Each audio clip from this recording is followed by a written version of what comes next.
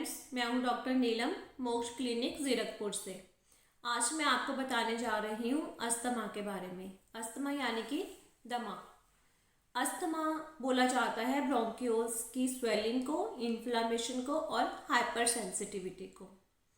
Asthma के बारे में बताने से पहले मैं आपको ब्रोंकियोल्स यानी कि एयरवेज के बारे में बताती हूँ। जो ब्रोंकियोल्स होते हैं वो हवा को लेकर जाने वाले रास्ते होते हैं जो कि हमारे दोनों फेफड़ों के अंदर होते हैं, राइट एंड लेफ्ट। ब्रोंकियोल्स होती हैं, मतलब मेन जो हमारे गले से जो विंड पाइप होती है उसको कहा जाता है ट्रेकिया। उसके बाद वो आगे दो पार्ट्स में डिवाइड हो जाती है, right and left. Right branch जो है, जो राइट शाखा है वो राइट फेफड़ों में लंग्स में चली जाती है और लेफ्ट वाली लेफ्ट लंग में चली जाती है। इसके बाद इससे बहुत सारी ब्रांचेस जो है, बहुत सारी ब्रांचेस निकलती हैं, पहले दूसरी, फिर तीसरी, फिर चौथी, फिर पांचवी, ऐसे करके बहुत सारी ब्रांचेस, और इन ब्रांचेस से आगे और ब्रांचेस, फिर उन ब्रांचेस से आगे और ब्रांचेस। तो ये जो है, ये ब्रांचेस वहाँ पर जाकर ख़त्म होती है। जिस यहाँ पर जो लास्ट वाली ब्रांच होती है, सबसे छोटी ब्रांच जो होती है, वहाँ पर छोटे छोटे राउंड बॉल्स होते हैं जिसको एल्वियोलाई कहा जाता है। वहाँ पर जो हवा है वो ब्लड में जाती है, ऑक्सीजन और कार्बन डाइऑक्साइड का ट्रांसफ़र होता है। लेकिन अस्थमा में सिर्फ जो ये एयर के रास्ते हैं, जो ब्रोंकियोल्स है, सिर्फ उन्हीं पर असर पड़ता है। नॉर्मली जो ये रास्ते होते हैं इनका काम होता है हवा को मॉइस्ट करना, फिल्टर करना, वार्म करना। मतलब कि हवा अगर गंदी है, अगर मान लो उसमें डस्ट है, स्मोक है, पॉल्यूशन है, टॉक्सिन्स है, बैक्टीरिया है, वायरस है, तो ये ब्रोंकियोल्स क्या करते हैं कि इसमें म्यूकस ग्लैंड्स होती हैं। इनकी तो अंदर वाली परत होती है, उसमें म्यूकस ग्लैंड होती है, वो म्यूकस ज़्यादा सिक्रीट करते हैं, जिसको हम आम भाषा में बलगम कफ रेशा बोल देते हैं। तो जब ये जो ब्रोंकियोल्स हैं इसमें म्यूकस तो होता है, और ये जब डस्ट होती है हवा को वार्म करने के लिए, हवा को नमी प्रदान करने के लिए, मॉइस्ट करने के लिए और उसको ह्यूमिडिट करने के लिए जो है म्यूकस ज़्यादा प्रोड्यूस करते हैं। इसके साथ ही साथ ब्रोंकियोल्स जो ये हवा के रास्ते होते हैं इसमें सिकुड़ने और फैलने की शक्ति होती है, क्योंकि इसमें स्मूथ मसल्स होते हैं, इलास्टिक फाइबर्स होते हैं। अगर हवा गंदी है, ठीक है, गंदी हवा है, इसमें डस्ट है, पॉल्यूशन है, स्मोक्स है, फ्यूम्स है, टॉक्सिन्स है, बैक्टीरिया है, वायरस है, तो ब्रोंक्यूल्स अपने आप को सिकुड़ लेते हैं, कॉन्ट्रैक्ट कर लेते हैं। और जब हवा फ्रेश होती है, मॉइस्ट होती है, तो ये अपने आप को रिलैक्स कर लेते हैं, मतलब फैला लेते हैं ब्रोंक्यूल्स। मतलब हवा की क्वांटिटी और क्वालिटी के हिसाब से ब्रोंक्यूल्स जो कॉन्ट्रैक्ट और रिलैक्स करते हैं, सिकुड़ते हैं और फैलते हैं। और दूसरा इसमें कफ रिफ्लेक्स होता है ब्रोंक्यूल्स के अंदर। कोई भी टॉक्सिन है, कोई बैक्टीरिया है, तो खांसी की जो प्रोड्यूस करने की जो नसें होती हैं वो इस एरियाज में होती हैं। जब ये टॉक्सिन्स है, कोई एलर्जेंस है, ये इस पे इरिटेंट का काम करते हैं, तो हमें खांसी प्रोड्यूस होती है। अब अस्थमा में क्या होता है, ये जो ब्रोंक्यूल्स है इसमें स्वेलिंग हो गई। स्वेलिंग मतलब सूजन। इन्फ्लामेशन, इन्फ्लामेशन जैसे मैंने आपको बताया था कि कोई हमारी बॉडी के लिए नुकसानदायक कोई भी प्रोडक्ट है, कोई डस्ट है, कोई बैक्टीरिया है, वायरस है, तो वो, और जो हमारे शरीर की इम्यूनिटी है, प्रतिरोधक क्षमता है, वो दोनों आपस में फाइट करते हैं। तो वहाँ पे टिश्यूज़ में, ऑर्गन्स में जो भी केमिकल रिएक्शन जो भी होता है उसको इन्फ्लामेशन कहा जाता है, जिसको हम आम भाषा में सूजन कह देते हैं वैसे तो। और हाइपर सेंसिटिविटी, हाइपर सेंसिटिविटी होता है जब किसी चीज़ को लेकर या पर्टिकुलर प्रोडक्ट को लेकर आपकी बॉडी की सेंसिटिविटी इंक्रीज़ हो जाती है और वो ऐसे रिएक्शन प्रोड्यूस करती है जिसकी वजह से आपको अनईजीनेस लगता है या डिस्कम्फर्ट लगता है या डैमेजिंग इफेक्ट प्रोड्यूस करती है। इसमें मान लीजिए कि हमारे जो रोगों से लड़ने की क्षमता है, हमारी जो इम्यूनिटी है, हमारे शरीर की जो इम्यून सिस्टम है, नॉर्मली वो हमें जो टॉक्सिन्स है, वायरस है, उससे बचाने का काम करती है। लेकिन किसी प्रोडक्ट को लेकर इसकी सेंसिटिविटी इंक्रीज़ हो जाती है। मतलब वो वैसे हार्मफुल है नहीं, लेकिन इसने ऐसे फीड कर लिया है कि ये हमारी बॉडी के लिए हार्मफुल है। क्योंकि नॉर्मली अगर वही प्रोडक्ट के कांटेक्ट में कोई दूसरा आता है तो उसको ऐसा रिएक्शंस नहीं होता, उसकी बॉडी वैसा रिएक्शन नहीं देती। लेकिन जिसकी हाइपर सेंसिटिविटी ज़्यादा है तो उस प्रोडक्ट को लेके, किसी भी कोई पर्टिकुलर चीज़ को लेके उसकी हाइपर सेंसिटिविटी ज़्यादा है, क्योंकि उसने ऐसा फीड कर लिया है कि ये चीज़ हमारे शरीर के लिए नुकसानदायक है, बट एक्चुअल में होती नहीं। तो उसको डिस्ट्रॉय करने के लिए, उसको हमारी बॉडी से रिमूव करने के लिए हमारी बॉडी की इम्यूनिटी जो भी रिएक्शंस करती है वो हमें अनकंफर्टेबल फीलिंग करती है, डिस्कम्फर्ट करती है, अनइजीनेस करती है, डैमेजिंग इफेक्ट करती है, तो उसी को हाइपर सेंसिटिविटी कहा जाता है। तो अस्थमा में यही होता है कि जो ये एयरवेज हैं, जो हवा के रास्ते हैं, उसमें स्वेलिंग होती है, इन्फ्लामेशन होती है, प्लस हाइपर सेंसिटिविटी होती है। अब हाइपर सेंसिटिविटी जब ब्रोंक्यूल्स में होती है तो उसमें क्या होता है कि जो हमारे ब्रोंक्यूल्स के मसल्स हैं, जो स्मूथ मसल्स है, उसमें इलास्टिक फाइबर, जैसे मैंने आपको बताया था कि ब्रोंक्यूल्स कॉन्ट्रैक्ट करते हैं। पहला क्या है कि कोई इरिटेंट आया, कोई एलर्जन आया, उसको वो हमारी बॉडी में जो है हवा के थ्रू एंटर हुआ, तो ब्रोंक्यूल्स क्या करते हैं, म्यूकस ज़्यादा प्रोड्यूस करते हैं। नेचुरल सी बात है कि बॉडी आपके उसको टॉक्सिन समझ रही है, आपकी बॉडी के लिए हार्मफुल समझ रही है, तो उसको उसने बॉडी से बाहर निकालना है। तो वो आपकी बॉडी में क्या है, ब्रोंक्यूल्स जो है म्यूकस ज़्यादा प्रोड्यूस करेंगे, बलगम ज़्यादा प्रोड्यूस कर दी। अब क्या होगा, सूजन होगी, क्योंकि वो बाहर जिसको वो टॉक्सिन समझ रहे हैं, और बॉडी का जो इम्यून सिस्टम है उन्होंने आपस में फाइट करनी है उसको बॉडी से भगाने के लिए। तो क्या होगा, जो ब्रोंक्यूल्स की वॉल्स है, जो उसकी दीवार है, वो थिक हो जाएंगी, मोटी हो जाएंगी। अब क्या होगा, पहले तो उसकी जो ब्रोंक्यूल्स है, जो हवा के रास्ते, उसकी दीवार थिक हो गई, स्वेलिंग हो गई। अब म्यूकस ज़्यादा प्रोड्यूस हुआ तो अंदर का एरिया कम हो गया। अब क्या होता है कि हाइपर सेंसिटिविटी की वजह से ब्रोंक्यूल्स जो है एकदम सिकुड़ लेते हैं, तो कॉन्ट्रैक्ट कर देते हैं, इतना ज़्यादा कॉन्ट्रैक्शन मतलब वो करते हैं कि आपका अंदर का जो रास्ता है वो ऑलमोस्ट जो है बंद सा कर हो जाता है। अभी डिपेंड करते हैं, किसी में थोड़ा बंद होता है, किसी में ज़्यादा, उसी के हिसाब से फिर सांस चढ़ते हैं, लक्षण जो है उसके हिसाब से आते हैं। इसमें हाइपर सेंसिटिविटी में ये होता है कि आपकी जो मांसपेशियां हैं, जो हवा के रास्ते हैं, उनकी मांसपेशियां अपने आप को सिकुड़ लेती हैं।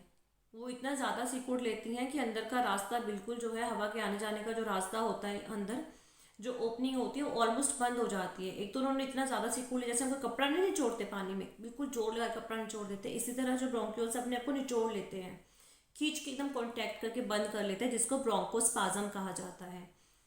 तो इसकी वजह से जो है हवा आने जाने में दिक्कत हो जाती है। तो ये चीज़ होती है अस्थमा में, एक तो स्वेलिंग हो गई, इन्फ्लेमेशन होगी, जिसकी वजह से जो एयरवेज थी, जो हवा की पाइप्स थी, डक्ट्स थी, उसका जो है रास्ता ठीक हो गया, वॉल्स ठीक हो गई, ल्यूमन छोटा हो गया, ओपनिंग छोटी हो गई। फिर जो है म्यूकस ज़्यादा प्रोड्यूस हो गया, उसकी वजह से ओपनिंग छोटी हो गई।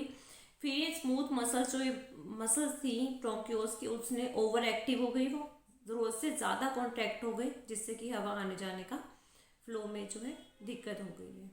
तो यही जो होता है प्रॉपर अस्थमा में होता है, और इसी की वजह से हमें सांस लेने में दिक्कत होती है, हम जोर जोर के सांस लेते हैं, खांसी आती है। और क्योंकि जो एयरवेज है वो रास्ता टाइट हो गया, तो उसमें से हवा जब गुजरती है तो सीटी जैसी आवाज़ आती है, और ब्रोंक्यूल्स टाइट होने की वजह से छाती में हमें टाइटनेस लगती है, छाती में दर्द होना जो है फीलिंग होती है। अस्थमा होने के इन्वायरमेंटल एंड जेनेटिक दोनों ही कारण होते हैं, जैसे कि एयर पॉल्यूशन है, स्मोक है, डस्ट है, मतलब कि आप ऐसे एरियाज में रहते हैं जिसमें कि आप डेली जो है ऐसे एक्सपोजर में आ रहे हैं केमिकल्स के, डस्ट के, प्रिजर्वेटिव्स के, स्मोक्स के, या कंटिन्यू बार बार जो है रेस्पिरेटरी इन्फेक्शंस होते हैं, रिकरेंट रेस्पिरेटरी इन्फेक्शंस रहते हैं, किसी को पहले से एलर्जिक प्रॉब्लम्स रहती हैं, एलर्जिक राइनाइटिस रहता है, फीवर रहता है, और स्किन में जैसे एलर्जिक प्रॉब्लम्स रहती हैं, जैसे GERD गैस्ट्रोइसोफेजियल रिफ्लक्स डिसीज, जिसमें कि एसिड जो है वो ऊपर को आता है, ऐसे लोगों में भी जो है अस्थमा के चांसेस होते हैं। कुछ मेडिसन्स हैं, जैसे एस्पिरिन है, बीटा ब्लॉकर्स हैं, या फिर मान लीजिए कि प्रेगनेंसी टाइम पे जो है मदर्स की हैबिट थी स्मोकिंग की, या फिर लो बर्थ वेट है, बेबी जो है वो लो बर्थ वेट था, ऐसे में जो है अस्थमा के चांसेस जो है रहते हैं। मतलब एक कोई पर्टिकुलर रीज़न नहीं है कि हाँ इसकी वजह से अस्थमा हुआ है, मतलब बहुत सारे रीजंस भी हो सकते हैं। एक ही इंसान में एलर्जिक भी हो सकता है, नॉन एलर्जिक भी हो सकता है। स्ट्रेस है, बहुत ज़्यादा नेगेटिव सोचते हैं, या जैसे कुछ लोगों में बहुत ज़्यादा जैसे एक्सरसाइज करते हैं उस टाइम में अस्थमा का अटैक आता है, रात को प्रॉब्लम ज़्यादा होती है, ये डिपेंड करता है। अस्थमा जो है एलर्जिक भी हो सकता है, नॉन एलर्जिक भी हो सकता है। जिनको एलर्जिक अस्थमा होता है उनको क्या है, जैसे ही मान लीजिए जिसको चीज़ को लेकर एलर्जी है, चाहे वो डस्ट है, चाहे वो फ्यूम है, चाहे स्मोक है, चाहे मोल्ड है, चाहे पॉलन है, चाहे किसी तरह का फूड है, कोई फैदर है, तो जब भी वो उसके कांटेक्ट में या एक्सपोजर में आते हैं तो आपको जो है अस्थमा के सिम्टम्स आते हैं, मतलब एलर्जिक अस्थमा। क्योंकि ये जो है बार बार जैसे ही आप उसके कांटेक्ट में आएंगे जिससे आपको एलर्जी है या एलर्जेंस के, तो आपको अस्थमा का अटैक होता है। नॉन एलर्जिक में जो होता है उसमें कोई पर्टिकुलर नहीं कि आप हर बार आते हैं उसके कांटेक्ट में तो आपको अस्थमा होगा। कुछ भी हो सकता है, चाहे आप एकदम से ठंडी हवा के एक्सपोजर में गए, एकदम ड्राई कोल्ड एयर हो गई, डस्ट है, स्मोक है, मतलब किसी भी प्रोडक्ट से आपको अस्थमा हो सकता है। एलर्जिक में क्या होता है, सिस्टमिक होता है, मतलब पूरी बॉडी में सिस्टमिक, क्योंकि पहले से आपको एलर्जीज होती हैं तो आपको ये अस्थमा होता है, एलर्जिक अस्थमा। नॉन एलर्जिक में पहले से कोई अस्थमा नहीं है, ऐसा भी कोई ज़रूरी नहीं कि फैमिली हिस्ट्री होती है अस्थमा। इसमें एक लोकलाइज्ड, मतलब एक पर्टिकुलर जो है लंग्स में अस्थमा का जब अटैक आता है तो इसमें क्या है, इयोसाइनोफिल्स तो पॉजिटिव आते हैं, लेकिन जो एलर्जिक अस्थमा होता है उसमें आईजीई टेस्ट जब हम करवाते हैं तो आईजीई टेस्ट पॉजिटिव आता है। लेकिन नॉन एलर्जिक अस्थमा में आईजीई टेस्ट पॉजिटिव नहीं आता है, लेकिन इयोसाइनोफिल ज़रूर पड़े होते हैं। इयोसाइनोफिल्स ब्लड टेस्ट में एलर्जी को शो करते हैं। अगर इयोसाइनोफिल ज़्यादा होते हैं तो हम कह सकते हैं कि हाँ एलर्जी है। और जैसे एक्सरसाइज, कुछ लोग एक्सरसाइज करते हैं तो उस समय जो है उनको अस्थमा का अटैक होता है, तो ऐसे में कहा जाता है एक्सरसाइज इंड्यूस्ड अस्थमा। या फिर किसी को रात के समय जो है अस्थमा का अटैक जो है होता है रात के टाइम। और होता है ड्राई कफ, कईयों को लंबे समय तक जो है ड्राई कफ रहती है, मतलब वैसे प्रॉपर जो है अस्थमा के लक्षण नहीं आते लेकिन लंबे समय तक ड्राई कफ जो है वो रहती है। या फिर किसी का काम ऐसा है, ऑक्यूपेशन ऐसा है कि बार बार जो है डेली उसको स्मोक्स या केमिकल्स का एक्सपोजर जो है उसको होता ही होता है। अब अस्थमा एक ही इंसान के अंदर एलर्जिक अस्थमा भी हो सकता है और नॉन एलर्जिक भी, दोनों अस्थमा हो सकते हैं एक ही इंसान के अंदर। अब अस्थमा बच्चों को भी हो सकता है, बड़ों को भी हो सकता है। मोस्टली अगर 12 साल से कम या छोटी उम्र के बच्चों को अस्थमा होता है तो उनको जेनेटिक रीजंस जो है कहा जाता है कि जेनेटिक रीजन से इसलिए इनको अस्थमा हुआ है। लेकिन अगर बड़ी एज में अस्थमा होता है तो उसका रीज़न इन्वायरमेंटल फैक्टर होता है, मतलब कि मान लीजिए कि वो ऐसे एरियाज में रह रहे हैं जहाँ पे स्मोक है, डस्ट है, धूल है, मिट्टी है, केमिकल्स हैं, उसके एक्सपोजर में है, बार बार रेस्पिरेटरी इन्फेक्शन हो रहा है इसलिए उसको अस्थमा हुआ है। तो जो बड़ी एज में अस्थमा होता है वो इन्वायरमेंटल फैक्टर्स की वजह से होता है मोस्टली, बट दोनों हो सकते हैं। अब अस्थमा के लक्षण, कई बार तो ऐसा होता है कि कोई लक्षण आता ही नहीं, मतलब पता ही नहीं चलता कि अस्थमा का अटैक आया है। क्योंकि इसमें क्या होता है, कई बार जैसे जिस टाइम में हमें अस्थमा का अटैक आया है एक बार तो दिक्कत लगती है, लेकिन बाद में अगर टेस्ट करवाते हैं तो एक्सरे करवाते हैं चेस्ट का तो नॉर्मल आता है, इसलिए इसमें क्या है कि कई बार नहीं पता चलता। और लक्षण जो हैं सब में अलग अलग तरह से आते हैं, किसी को एकदम से माइल्ड लक्षण होते हैं, मतलब एक आधी बार अटैक आता है, किसी को माइल्ड, मॉडरेट, सीवियर, मतलब अस्थमा किस तरह का है, उसकी सिवियरिटी क्या है, उसके हिसाब से ही सिम्टम्स आते हैं, लक्षण आते हैं। अस्थमा जो है क्रॉनिक प्रॉब्लम होती है, मतलब कि इसमें जो है ये प्रॉब्लम जो है धीरे धीरे करके इंक्रीज होती रहती है और धीरे धीरे करके जो है इसके लक्षणस जो है इंक्रीज होते रहते हैं। जो लोग स्मोक करते हैं या जिनको फैमिली में किसी को अस्थमा होता है, किसी तरह की एलर्जीज होती हैं, या जिनका वेट ज़्यादा होता है, ओबेसिटी होती है, या फिर जो कॉन्टिन्यू ऐसे एरियाज में रहते हैं जहाँ में कॉन्टिन्यू एक्सपोजर होता है स्मोक का, डस्ट का, ऐसे लोगों में अस्थमा के चांसेस ज़्यादा होते हैं। अब इसमें जो अस्थमा में सिम्टम्स जो आते हैं, सबसे पहले जैसे कि मैंने बताया था कि अस्थमा में जो हमारे हवा के रास्ते हैं वो टाइट हो जाते हैं, बिल्कुल कॉन्ट्रैक्ट, क्योंकि ब्रोंक्यूल्स ओवर एक्टिव होते हैं, ज़्यादा कॉन्ट्रैक्ट होते हैं, तो हवा आने जाने में प्रॉब्लम क्रिएट होती है। तो इसमें जो है सांस चढ़ता है, सांस लेने में दिक्कत आती है, शुरुआत में थोड़ा कम हो सकती है, उसके बाद बहुत ज़्यादा भी हो सकती है, डिपेंड करता है। और इसमें जो है खांसी होती है, खांसी सूखी भी हो सकती है, क्योंकि आपका जो ब्रोंक्यूल्स हैं, जो हवा के रास्ते हैं, वो कफ प्रोड्यूस करते हैं ज़्यादा, और जो ब्रोंक्यूल्स की वॉल्स थिक हो जाती हैं, हाइपर सेंसिटिविटी की वजह से तो आपकी एयरवेज है वो ज़्यादा सिकुड़ती हैं, ज़्यादा कॉन्ट्रैक्ट होती हैं। और फिर जो इन्फ्लामेशन होती है तो उसमें कुछ केमिकल जैसे कि हिस्टामाइन वो भी रिलीज़ होते हैं, जिसकी वजह से कॉन्ट्रैक्शन और ज़्यादा हो जाती है। अब कॉन्ट्रैक्शन ज़्यादा होने की वजह से हवा जो है इन एंड आउट होने में दिक्कत हो जाती है। अब आपकी बॉडी में ऑक्सीजन लेवल की भी कमी हो जाती है धीरे धीरे करके। अब इसमें खांसी होती है क्योंकि आपकी एयरवेज टाइट हो गई है, तो वहाँ से जब हवा गुजरती है तो वीजिंग होती है, सीटी जैसी जो है आवाज़ आती है। और चेस्ट जो है वो बहुत ज़्यादा टाइट लगती है, उसमें जो है पेन फील होता है।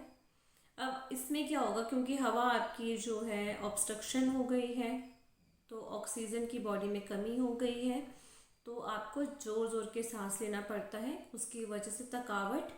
और फिर बाकी जो लक्षण आते हैं वो डिपेंड करते हैं कि आपका जो अस्थमा है वो कितना, अटैक जो है उसका कितना सीवियर होता है। अस्थमा का अटैक जो है विंटर सीजन में एक्सरसाइज करते समय रात के समय जो है ज़्यादा हो सकता है। इसकी वजह से आपकी जो डेली रूटीन की एक्टिविटीज़ है उसमें डिस्टर्बेंस हो सकता है। इसमें जैसे मान लीजिए कि अस्थमा का में अटैक आया, उसके बाद रिकवर हो गया, वो ठीक हो गया, उसके बाद जो है बलगम जो है थोड़ा सा पस वाला जो है कुछ दिन के लिए आता रहता है। वो इसलिए क्योंकि जब म्यूकस जो है एयरवेज में इकट्ठा हो जाता है तो उसमें जो है WBCs होते हैं, इओसाइनोफिल्स, जो वो रिकवरी के टाइम पे थोड़ा थोड़ा निकलता रहता है। अब इसमें अस्थमा में रिवर्सिबल प्रॉब्लम है, मतलब ठीक होने वाली प्रॉब्लम होती है। अगर आप इसको अर्ली स्टेज में आपको पता चल जाता है तो आप इसको इजीली रिकवर कर सकते हैं, ट्रीट कर सकते हैं। मेन तो इसमें जो कारण है, अगर आप कारणों को ठीक करेंगे तो ही आप अस्थमा को ठीक कर पाएंगे। क्योंकि कारण जैसे मान लीजिए किसी चीज़ से एलर्जी है तो उसको आपको अवॉइड करना पड़ेगा ताकि आप उसके कांटेक्ट में ना आए। अगर आप ऐसे एरियाज़ में रहते हैं जहाँ पे स्मोक है, डस्ट है, तो ऐसे एरियाज़ को आपको अवॉइड करना पड़ेगा। अगर बार बार आपको रेस्पिरेटरी इन्फेक्शंस होते हैं तो उसको अवॉइड करो, क्योंकि अपनी बॉडी की इम्यूनिटी को ठीक रखोगे, डाइट को ठीक रखोगे, एक्सरसाइज करोगे, अपनी सोच को पॉजिटिव रखोगे, स्ट्रेस फ्री रहोगे, वेट को कंट्रोल रखोगे, स्मोकिंग को अवॉइड करोगे, तभी आप जो है इसको परमानेंट क्योर कर सकते हो। फिर भी आपका कोई क्वेश्चन है, कोई क्वेरी है तो आप मुझे कॉल कर सकते हैं, मैसेज कर सकते हैं। Thank you.